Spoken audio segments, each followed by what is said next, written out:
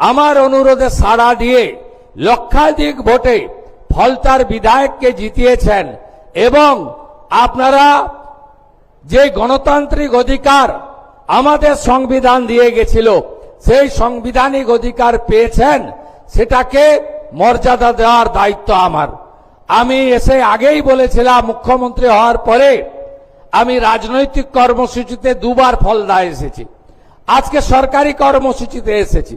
সেদিনে আমি বলে গেছিলাম ফলতা আদর্শ বিধানসভা হিসেবে, মডেল অ্যাসেম্বলি হিসেবে আমরা গড়ে তুলব। ফলতাতে এসি জেটে আমাদের এখানে আপনাদের সম্প্রসারণ, শিল্প তালুক গড়া, বন্দর ভিত্তিক অনেক প্রোগ্রাম আমরা নিচ্ছি।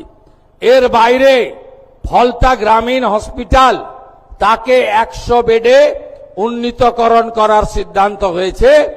প্রয়োজনীয় ডাক্তার, প্রধানমন্ত্রী জনঔষধি কেন্দ্র এবং আধুনিক চিকিৎসা সামগ্রী ফলতা হসপিটাল থেকে ফলতার গণদেবতা জনতা জনার্দন পাবেন। ফলতার বিডিও মহোদয় রয়েছেন, ডায়মন্ড হারবারের এসডিও রয়েছেন। তারা অবিলম্বে জায়গা চিহ্নিত করে ডিপিআর বানিয়ে জেলা শাসকের মাধ্যমে আমাদের সচিবালয়ে পাঠাবেন।